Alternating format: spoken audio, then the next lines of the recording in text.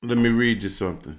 A man who had for a time become the embodiment of a popular ideal is made to realize that as a person, he is not this ideal. The keynote: the need to deal with human beings as persons rather than as screens upon which projects one's dream and ideal. The need to deal with the human beings as persons rather than as screens upon which one projects one's dream and ideal. A man who had for a time become the embodiment of a popular ideal is made to realize that as a person, he is not this ideal. What does that mean to you, Tara? He still has to be himself, not what other people want him to be. Because that embodiment word, I sit there and I think about maybe you're being something, you're not being true to yourself. Ooh. So, Peer pressure, or you're thrust in a position of power or authority. You're not really prepared for that. You're sort of thrown in to that, and you have to live up to other people's ideals or morals or expectations, and you sort of compromise your own integrity by having to appease others. You got to be true to yourself at the end of the day. And if people get offended or hurt by that, that's on them. Because you're not going to make everybody happy. They need to know to walk away. They should know to walk away. And instead of trying to badger you or lecture you about doing something their way, because that makes them happy. Or that's the way they know it, or the way they think it should be. It says, we have a final statement on the relationship between mental, spiritual, and vision and living reality between persons and the ideal they appear to incarnate, between the great lover image and the one's need for love. A love his presence stimulated and aroused. The star on the movie screen is not the actual person. The star's popularity fades away. The person remains. What has this episode of popularity actually done to the person? This is a question that can be applied to a great variety of circumstances. The second sequence brings to our attention an issue that is basic and may confront us in various forms. Person versus archetype. This can mean a critical need for self re-evaluation.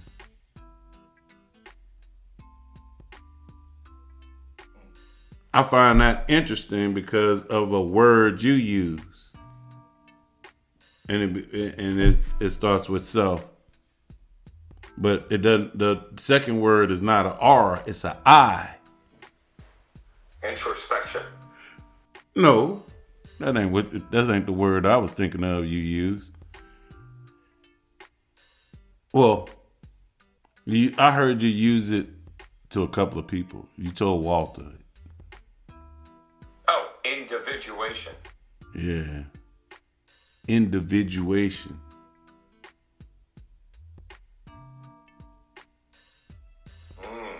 Yeah. So for individuation to take place, does self-evaluation have to take place? Without a doubt. And I told her that too. Yep. The thing that I'm speaking about right now, the thing that we are currently speaking about happens to be the Sabian symbol in which this new moon on Wednesday is about, in a way. It's going to be a Pisces moon, I think, on Wednesday. No, Aquarius. Oh, I mean, I'm sorry, Aquarius. A Pisces moon is going to be Thursday, Friday. Yeah, so this is a Aquarius moon at 9 degrees, 9 degrees Aquarius, new moon. Yeah, Aquarius on Wednesday, Thursday. And if you think about it, Aquarius is about uniqueness, detachment. Do you have to detach to be unique? Yeah, because you're not going with the norm.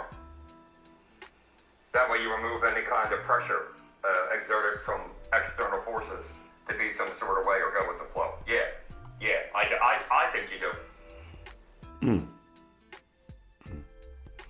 So,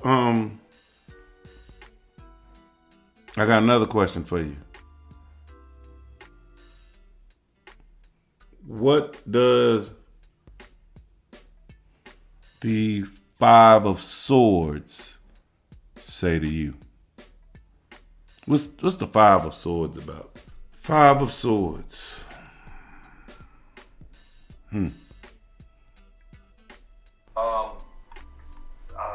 Defeat comes to mind. Defeat. With the Five of Swords? Yeah. Defeat, like failure. Not meeting expectations, falling short. You're doing the reverse rating on that, there, Terry? What's the Five of Swords? All right, so this is the Five of Swords. We got a guy with 3 swords in his hand. He got 2 swords. There's 2 swords on the ground. You got 2 people in the background with their back turned. All right. So with this being a swords is about air, and air has to do with communication. Why am I bringing up the Five of Swords? Because this new moon has something to do with the Five of Swords. Upright or reverse. That's why I asked you that question. All right. This says here,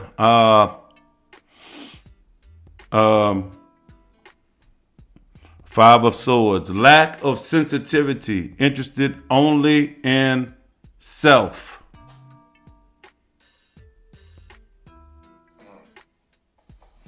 The reverse, if there is no change in attitude, loss can be incurred. How would you marry this Five of Swords here, Tarot, with what I read about self-reevaluation? Overcoming or conquering or defeating demons that plague you mentally or emotionally. Slaying, I look at those swords in there, slaying those demons. Could that be people in the past using air as swords to cut and slice and dice? Air is connected with communication, and air is connected to relationships as well. Yeah, and actually swords represents communication.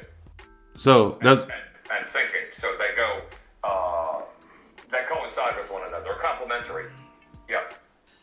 That's what I was thinking when you said that. I'm like, well, actually, swords is about communication. And then with that air as well. So, but you're still doing that, internal, well, I'd say introspective analysis, but that individuation is self-reflection. A lot of times when we talk about doing shadow work, when people talk about that, and you spoke about that, going through your life, you're one of the few that I've heard, spoken to a couple thousand people, that have went through. How many people have really gone through their life? I've had Cass spoke about a few things, but you don't divulge on here. You know what I mean? Through your life, but to spend that time and go through all that. When you talk about that individuation, I go to that reflection and that self-analysis. And when that Five of Swords, when you're marrying that together, as you were saying, how do we marry that together with that embodiment that you were speaking about? Being embodiment of the actor on the stage. Yeah. See, that's a thespian, thespian, or an actor. When you get into acting and being actor or actress, you open. I know you're that actor, but the brilliance of things with theater and acting is you open yourself up to think outside of the box and open your mind up to maybe you're representing a time period, like if you were to represent MLK or Malcolm X or something, and portray that person, you would do all this research and analysis on him and things that he went to or subjected with, or even B.B. King, stuff like that, being a blues player and how it was frowned upon with the music and everything and not being allowed in certain bars. And, there's so many, the beauty of it is that it opens up your mind to stop being so truncated, which is like compartmentalized in your little bubble. That's the nice of it. And you're that embodiment of that actor. But then to me, and I've watched a lot of interviews actually with actors, Denzel, who I really admire, Morgan Freeman, two on the top of my head, Robin Williams. There's some real iconic ones. And when you go back and you watch these interviews with these guys, they talk about, when they're getting done with that movie or that play. So a lot of those guys did theater and stuff too. But when they're done with that production, they take part of that actor and incorporate into themselves, because it's actually them portraying that individual. So they take characteristics that they've picked up on or learned, and they're able to incorporate that into their own life, which is, man, talk about self-evolvement. To me, that's phenomenal. To get a gift like that, and it's sort of detaching, like you said about detaching, with that individuation. Even though they were that actor, they were portraying that, it still opened up their mind to different ideas or perspectives that someone was subjected to, and then how to present themselves. And it really is a deeper understanding of yourself, in my opinion, at the end of the day. Yeah. It's a pretty deep question that you asked. Well, I was thinking about Heath Ledger, and they say how him stepping into the role of the Joker kind of sent him off the deep end. Unfortunately, died at the age of 27. Part of the 27 Club, the infamous 27 Club he's in. But yeah, why did they say that did? Was that just stuff with drugs and alcohol with him? Well, I know. They said some of these. I was just listening to a video. They were saying like these method actors that. Like period actors? Well, no, the people who like when they become the role, they just stay in that role until the movie's over with. Yes, they totally embrace it. Yeah, He goes outside of the movie set into the real life. Yes. Yeah, and sometimes you can get lost in that energy. Without a doubt. So true. All right. So, yeah. You know what else I find out? You know what else? Well, if we go to this, to build on that, I guess I should. What's Aquarius? What's Aquarius energy about? Because this new moon is in Aquarius. All right. So Aquarius is air. It's fixed air, stubborn air. All right. It's the middle of winter. Mm-hmm. Yep. All right. And Aquarius is original. All right. What's some Aquarius keywords? Because astrology is all about keywords, and a lot of this stuff is about keywords. But keywords is actually action, people doing shit. These keywords are attached to action. Well, there's a couple that come to mind with Aquarius. Which is? Innovative. Yep. Intellectual. Yep. Humanitarian. Wait, hold up. I want to stop right there because a lot of times when you see Aquarius and you read Aquarius stuff, you'll see genius energy. Genius. Aquarius is the genius.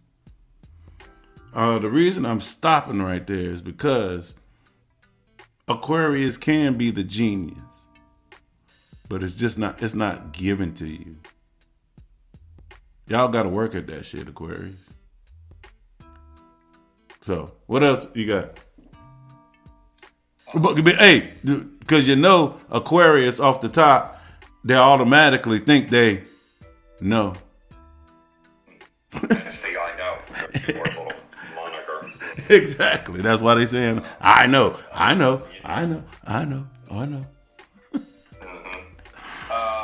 Another thing with Aquarius is,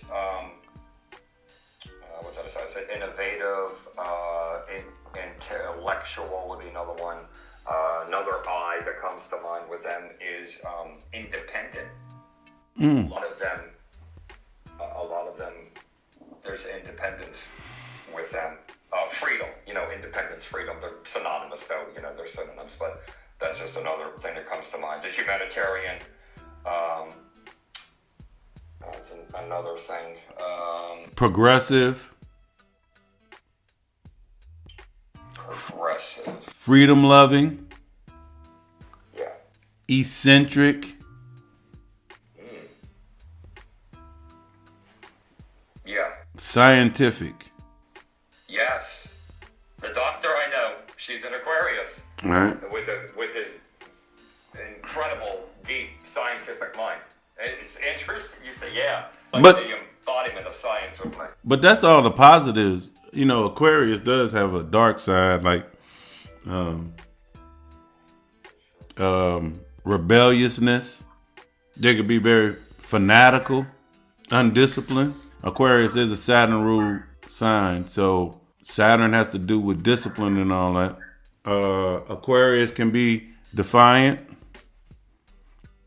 Did I say erratic? Unpredictable. Right. So let's throw these keywords into this new moon energy. New moon's about planting the seed, setting an intention on doing something differently. All right. And so this applies to your Aquarius area, where's Aquarius in your chart. There's something else I find interesting about this new moon. The day before this new moon. The day before this new moon, Mercury has a conjunction with Pluto. Mercury, our thoughts, how we think and communicate, is meeting up with the planet of death and transformation, death and regeneration. So, any thoughts, Tara, on your mind meeting transformation the day before this new moon of self-reevaluation and all of that in Aquarius? Any thoughts? May it be an opportunity to produce thought into action. Ooh. Would that be the energy of letting your words match your actions? At a minimal, match about surpassing. Do you think people struggle with words matching action? They sure do.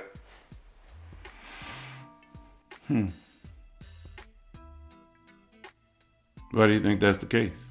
I refer to that as empty rhetoric with all talk, no action. People like to derive purpose through thought, but then they fail to execute on their plan and bring it to fruition. Live in the memory of it instead of the reality of it, with actualizing it. I find that interesting what you said, because if I circle back to the Sabian symbol, what was it talking about?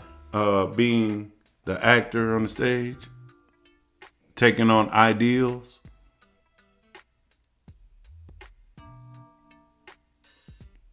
And if I think about it, how many roles are we handed at birth that we are expected to take on? And people try to hold us to these roles and these ideals.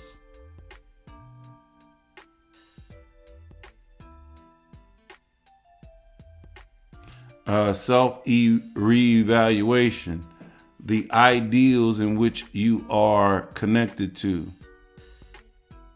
Are those your ideals or someone else's? And if they are someone else's,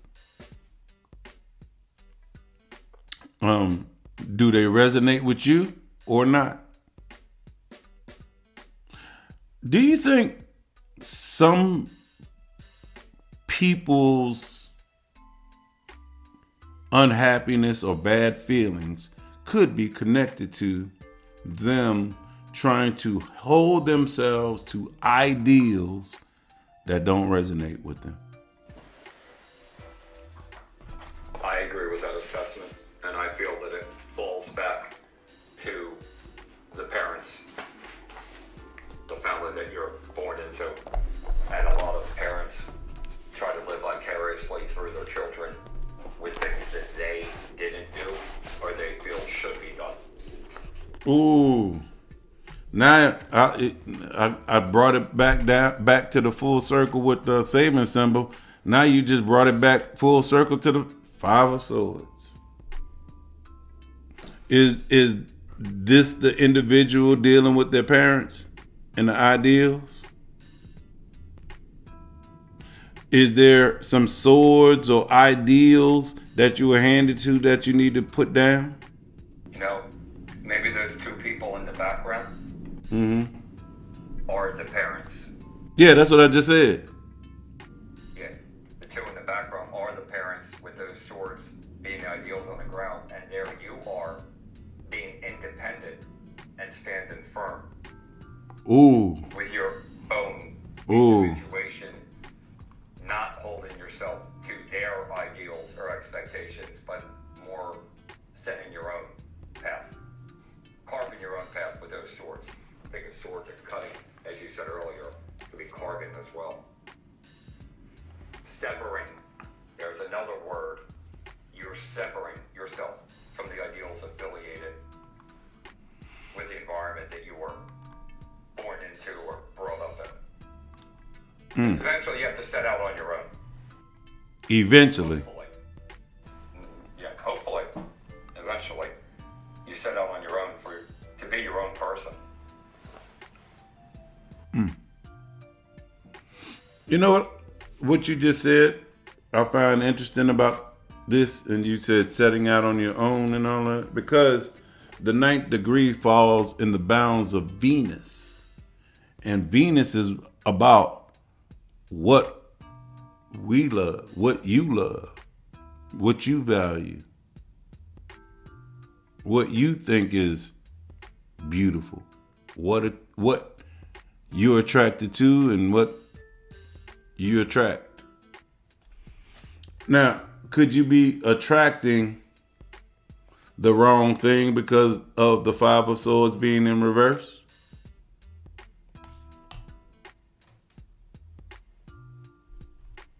If that occurs, in my opinion, then you're just existing. You're not living. Because this is in reverse. There's no change in attitude. Loss can be incurred. So would changing of attitude be walking away from ideals to and self reevaluation, so you can do what you say, self individuation. Individuation, huh? What is self individuation to you? Really comes down to self-awareness and truly understanding who you are and what you want, and not being beholden to other people's expectations or parameters that they want you to operate within. It's internal freedom. Internal freedom. Your mind can be a very dangerous weapon. And it can actually confine you. There's something I say to people that really resonates with them, that I feel might tie into this. All right. You're a product of the past, but you don't have to be a prisoner of the past. You're a product of the past, but you don't have to be a prisoner of the past. Correct. You know how I talked about Mercury meeting up with Pluto? Yes. Yep. Well, The day before. yeah. And this new moon is on Wednesday. Yeah, Wednesday. Well, before the moon gets there, before it even gets to Aquarius, it's going to square Chiron, the wounded healer. The moon in Capricorn, squaring Chiron, the wounded healer in Aries, right? And the moon is in detriment in Capricorn. The moon doesn't like Capricorn. It's the opposite sign of its rulership. So, if I add that into the mix, emotions in a detrimental situation, Capricorn, Saturn rule, authority. Capricorn, old. Chiron in Aries. Aries is forceful and things that people have forced on us with connection to old patterns of thinking that has emotionally put us in a detrimental place. And then I said Mercury is going to hit Pluto, but as soon as the moon gets into Aquarius, the moon actually hits Pluto the same day as let me make sure. Oh, my bad. I wanted to add, wait, let me rewind. You know how I was talking about Mercury hitting Pluto? Yep. The moon is going to be with them. So the moon, Mercury, and Pluto all going to be together at the beginning of Aquarius. And then the moon going to move on and have a new moon and meet the sun. And that's when they're going to have a new moon on.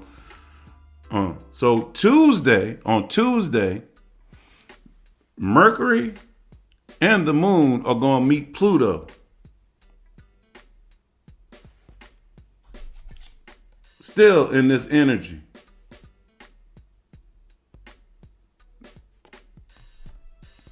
Emotions connected to information, Mercury, handed down from authority people. Hey, Cancer, family, authority figures and family that has and pushed it on us, Aries.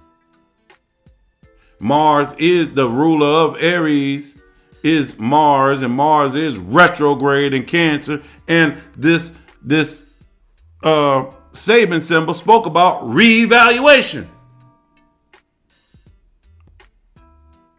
Reevaluation of what? Where's the ruler? Mars is in Cancer. Family shit.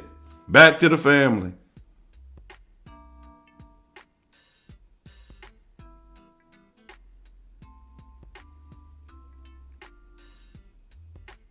Any thoughts?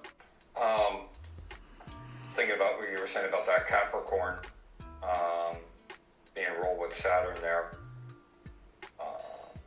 And that's represented in the tarot deck by that Devil card, which is actually that Devil card is like a release of fear or freedom. And then I think about that Aries. Well, wait. Is Saturn different in the Devil and the star? No, the moon. Aquarius is the moon, right? Yeah, I think so, yeah. Aquarius is the star. The star. So, or Pisces is the moon. Yeah, and Aquarius is the star. So, is Saturn different in the Devil, and then would it be, does he resonate differently in the Devil and the star? If so, how? Yeah, because that's Saturn for you. That would be the World card. That would be the World card with the Devil, or the World card with the star. Is that two different energies? Yeah, they're definitely different. If you get through that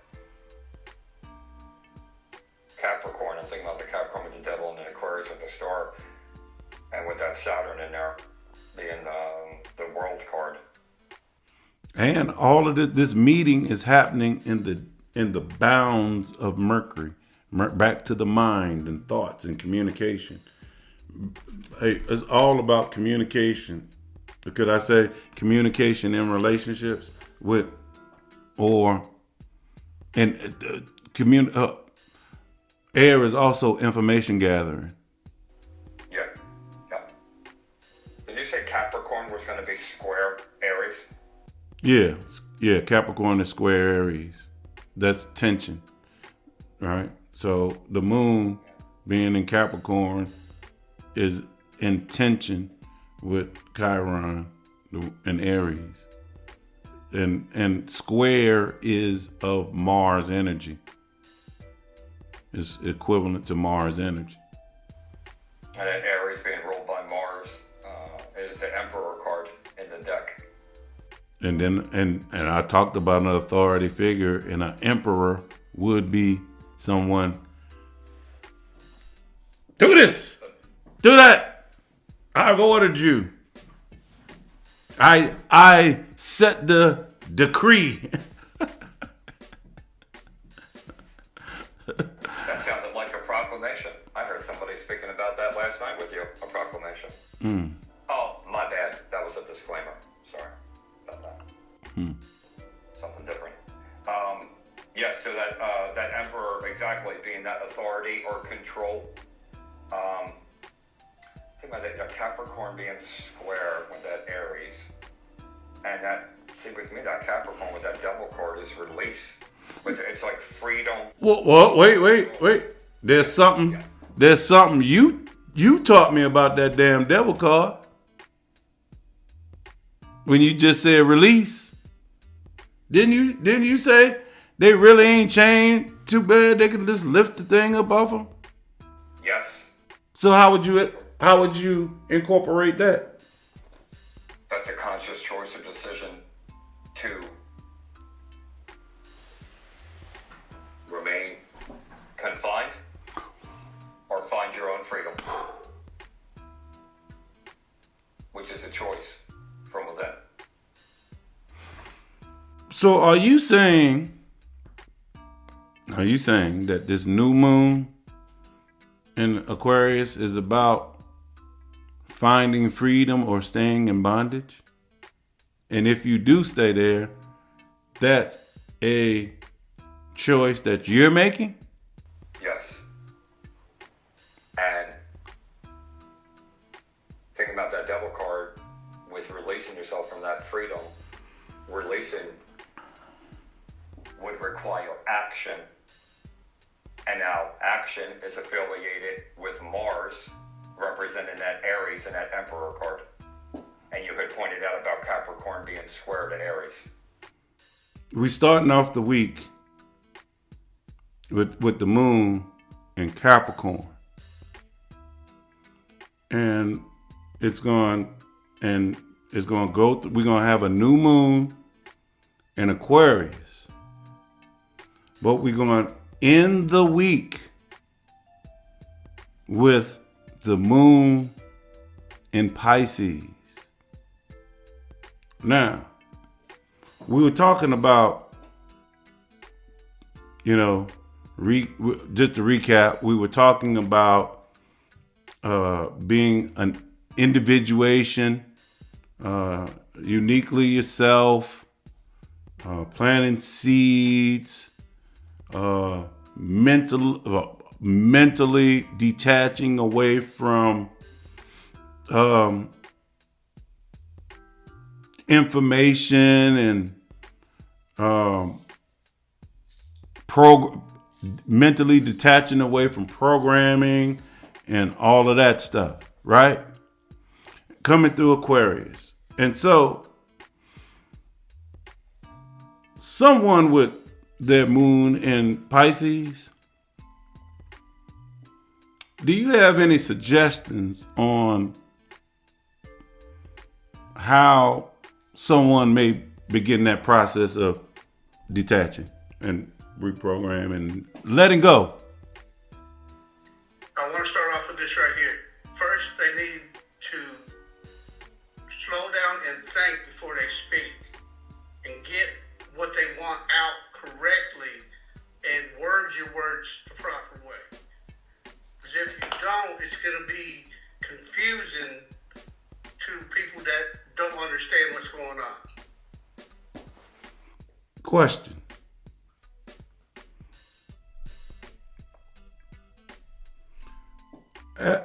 If we're going to go through someone learning how to uniquely be themselves, we're going to go through someone learning how to embrace uniquely being themselves, and we're going to slide into Pisces energy, do you think that person needs to look in the mirror? Most definitely. They would have to definitely look into the mirror because that's you're self-reflecting as it is. This whole thing's about self-reflecting anyways. So yes, you would have to look in the mirror. You have to look at yourself and see what's going on with you first before you try to help somebody else. Any thoughts on what he said, Tara? I go back to thinking about self-awareness. Really knowing who you are. Which a lot of people don't. And it's pretty difficult to do that unbiased or objectively because it's about yourself. So it's subjectively and very biased because it's personalized. So you actually have to revert outside of yourself to analyze yourself. And that's easier said than done. Because you have to detach from emotion when you're reflecting and analyzing events that occurred because they may have been traumatic. So you can't allow yourself to become emotional or erratic in that analysis of what occurred as you're going through things in your life. There's one more aspect of this new moon I didn't speak about.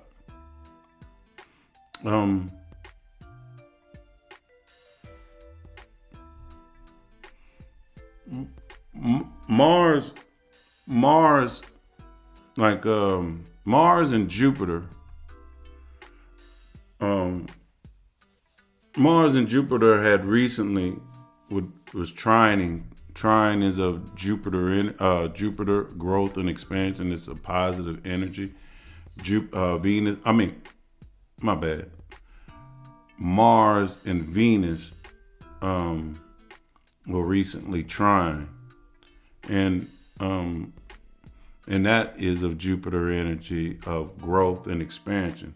Venus is in Pisces. Mars is retrograde in Cancer.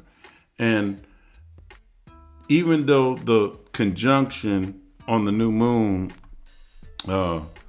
will have passed, the energy of that trine will still be in the air because of they call separation, right?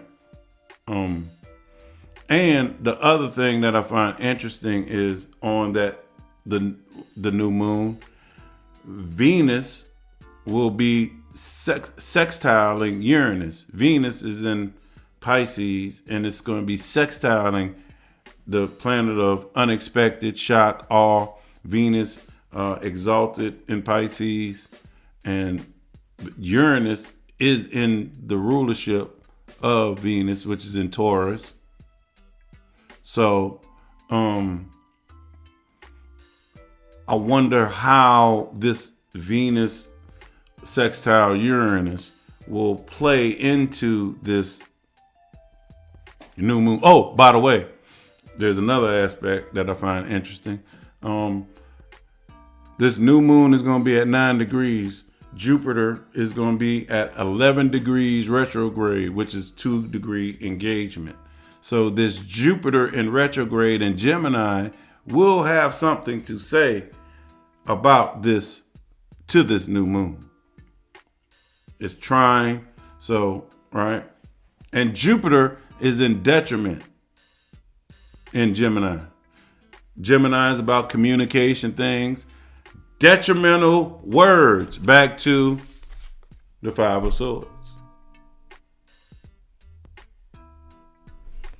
Detrimental retrograde from the past. Mars, retrograde from the past. Moon, square Chiron, things that hurt, hurtful things, healing of things. Planting seeds for healing and moving past. Oh, back to full circle. Actions matching words. Any thoughts, Sarah?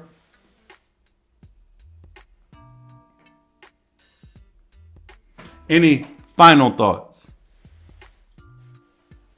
about this new moon in Aquarius on Wednesday? You brought up Uranus and a word.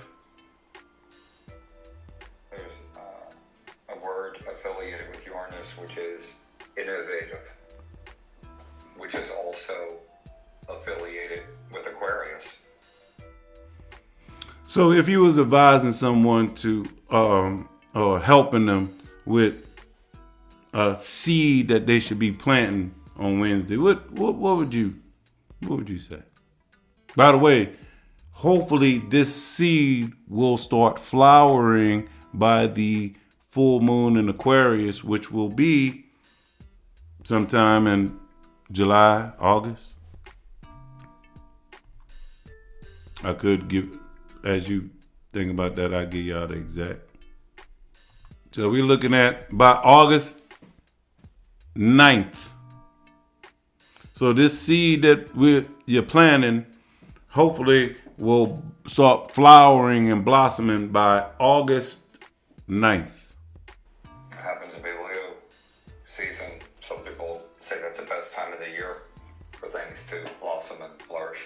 Depending on who you ask. But it is the middle of the summer where things are growing and blossoming under the warmth of the sun. Yeah, it's a lot of greatness and excellence occurring in that time frame. So that's.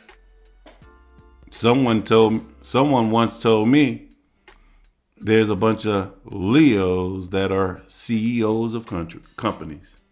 Yeah, I've heard that same thing on my end from people as well. I think if I was speaking to someone... Wait a minute. Are your people talking to my people? By appointment only. That's all I'm going to say. By appointment only. All right. So, seed intention? I think if I was speaking with someone about this week coming up here with planting seeds, I think I would reference a saying of sometimes, not all the time, sometimes, physical scars can heal, but emotional scars can last a lifetime. And I think I would say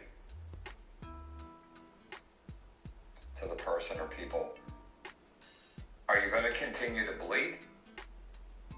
Or do you want to continue to heal? And that's going to take action. I think about that Mars that you were talking about. Mm-hmm. And I think about that Jupiter, which I believe you said will be retrograde, but it will be 2 degrees engagement. Mm-hmm.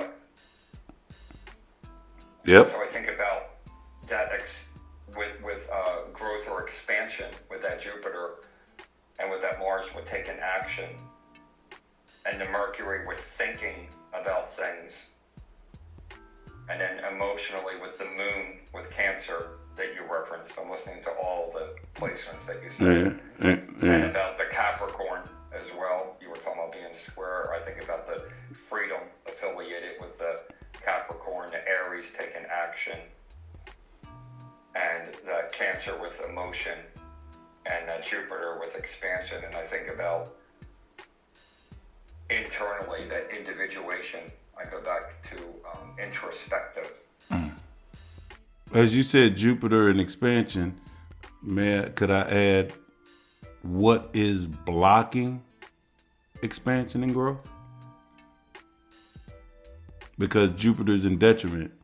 There's something that could be prohibiting expansion and growth, which this seed needs to be planted to. And with that being said, I go back to what you referenced with Mercury. A lot of times, the being prohibited or an impediment is your own thoughts, your own mind can be your worst enemy and your biggest blockage with following through with something into fruition. And it's overcoming that fear. I go back to Capricorn, which is sort of a release of fear, with some of that freedom, which is affiliated with Aquarius, which is what we're talking about. We mentioned that earlier with being innovative and intelligent, but also independence was another word that I had said. So through analyzing with that Mercury, it's that mind, which is mental, which is thinking, and communication as well. And through that healing, you can overcome obstacles that might be prohibiting you from that growing, which I think about that Jupiter. I'm tying all this together, all these placements that you're saying. Yeah. Put it all together. And if you do that work, now go to Mars, with that Aries, thinking about the action, and spend time doing that, then possibly you could reap rewards 6-7 months out, around August 9th, would be a date of fruition or completion from some work that you're doing now, which would be difficult or painful, could invoke emotion. I go back to that Cancer with the Moon. Hey, going back and reevaluating things from the past can bring up hurt wounds from the past that you might have to rip the Band-Aid off of that to get to the other side. Some people want to heal. Some people are just okay bleeding.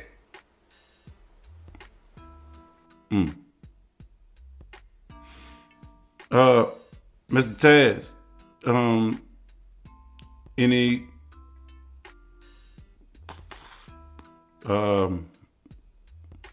as far as like setting intentions, any advice for this Wednesday new moon from someone with a Pisces moon, and it's going to end up, we're going to end up there? Any advice? Basically, slow down. That's what I'm getting out of the whole ordeal. Just slow down before you speak, because people fail to realize words can hurt people. And when I was looking at that Five of Swords a little bit ago, I picked up on something else that y'all didn't pick up on, or maybe you did and you didn't speak on it. What was that? But I noticed the guy was smiling that was holding the three swords. He has a smile on his face. And if you look at the two people behind him, they're holding their heads down. What argument did those three people, those three friends or family members, what did they argue about? And why is that one smirking as the other two are walking away? What kind of damage did the words or in an argument? Why do you think, since you brought it up, why would two people have their hands in their hand and then the other one sitting over there with a smirk on their face? That person that had the smile on his face could have been devious and did something that he thought he got over on somebody, and in reality he didn't. All he did was hurt. He done more hurt than anything. I heard that. Now, it's one thing I always hear people talk about, Rafiki. I don't feel like I've been heard. I don't feel like I've been heard. So, could that also be, that smirk, be someone finally saying things that they've been holding back? Very well possible. Very well possible. It could go, when it's in reverse, that person could have, with the smirk on his face, could have been that individual. Finally stood up for themselves. Because Saturn is the blocker anyways. Correct. So I've heard you all talk about Saturn's energies. So could that blockage be when it's upright, he couldn't really speak his mind, and then when it's reversed, he's taking his power back and voicing and putting it out there. Wait a minute, Rafiki. You just introduced something that I think may catch people off guard. Did you just say that the reverse of a card could actually be the more positive part? It all depends on what's surrounding that card. Yeah, I got you. But the way you just painted it. Yes, the reverse side can also not be the negative side. The upright could be the negative side, and the reverse side be the positive side. It depends on who is actually delivering the message. What do you think about what he just said there, Tara? Could the reverse at times be actually the positive? Yes, without a doubt. There's numerous cards where the reverse is the positive aspect or component of the card. Wanted to point something out on that Five of Swords. Go ahead. It's a little deep, but it ties into everything you're speaking about. Well, ask people, some women like it deep, but I digress. Keep going. I wouldn't mind digressing back onto that topic, but I guess we'll digress off of it. Hey, this is a spiritual show. There's your stream. Some topics I like to digress back into the other night too. But so going back to the Five of Swords,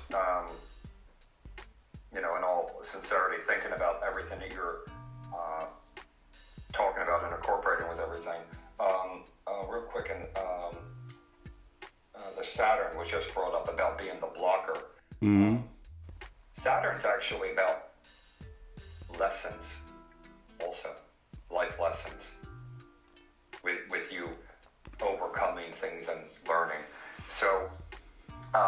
to that Five of Swords, as was pointed out, the grin on the face of the person holding those two swords upright, isn't it interesting that the two people in the distance that are dejected or defeated, the two swords on the ground at his feet are the two swords that each of them were holding.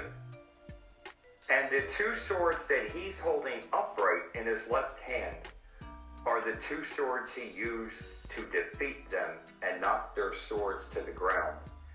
And then in his right hand, that sword is planted in the ground, meaning he's grounding himself from the two of them that he defeated intellectually, because the swords is about communication and thinking and intelligence. He disarmed them through his words and overcame his trauma, which resulted in freedom and him grounding himself and finding individuation or freedom from the two of them. He had the Capricorn moment, which is the release or that freedom from that Mars, which is the control or authority of those two people. I find it interesting how all that ties together with that card. Since you brought up the Capricorn and the two people, could the two people in the back, could that be the people that was chained down there with the devil? And if you break away, you'll have this smile on your face?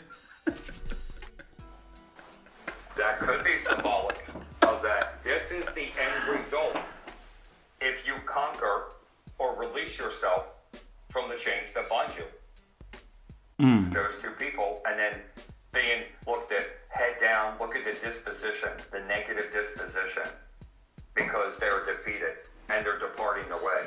And there he stands triumphant and victorious because he is experiencing that freedom. You know what Pisces energy is about? Escapism. And so how does someone escape bondage? How would someone escape bondage? I would have to say, where Terrell was talking about, do they want to bleed or do they want to heal? A lot of people are stuck in they just want to constantly bleed. But they fail to realize that they're bleeding, but they're bleeding onto other people. Is Pisces a healing energy? If one could push the Pisces energy aside for the escapism, they can learn how to do that, learn how to detach. Then it could be a healing. But if they're still if they're not wanting to heal, then no.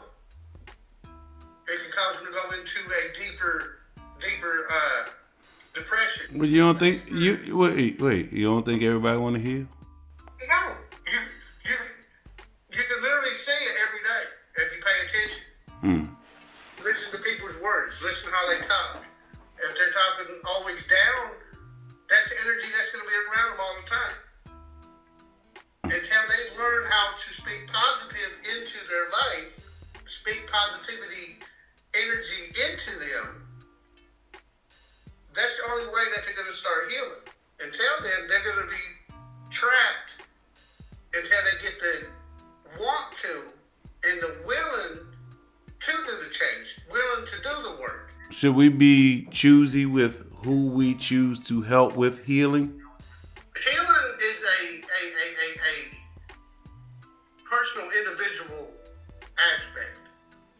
Yes, someone can help you along the way, but the healing comes from within you anyways. I like that. And with that being said, we talking about individuation. We talked about being captive. We talked about bondage and all of that. And Aquarius is freedom. And so, how do I want to end this?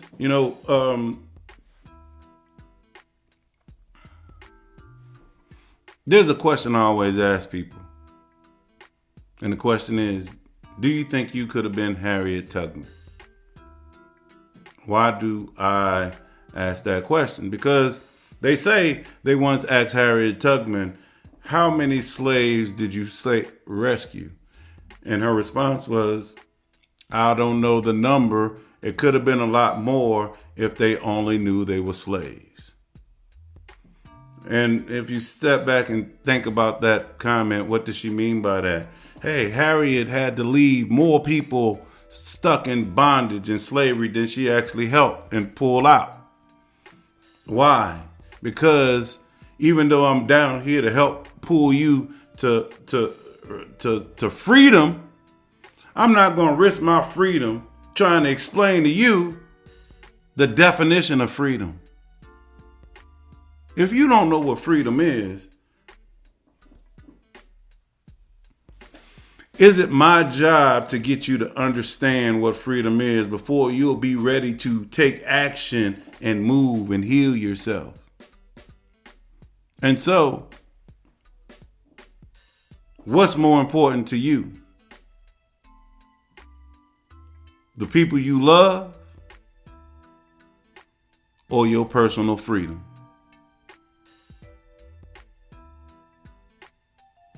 Do you love your loved ones so much that you will remain in bondage? Or do you love yourself so much that you will free yourself and leave your loved ones stuck in bondage? Now, ain't nothing wrong with saying, hey, I'm about to go to freedom. Do you want to come? But if they don't come, what is your responsibility to their happiness and freedom? Or is it just your responsibility to yourself for your happiness and freedom? And if they want to come along for the ride, hey, we can make a party of this. There's no right or wrong, I guess. It's a personal choice. And I guess that personal choice has something to do with this new moon in Aquarius. Only you can put the seed in the ground that you plant. I can't control what you plant. And I don't know what you want to grow. You could plant a bunch of negative stuff, which would be equivalent to weeds. Or you could plant roses and flowers and sunflowers and daisies and whatever. Choice is yours. And y'all know I end this. Know thyself, balance your energy.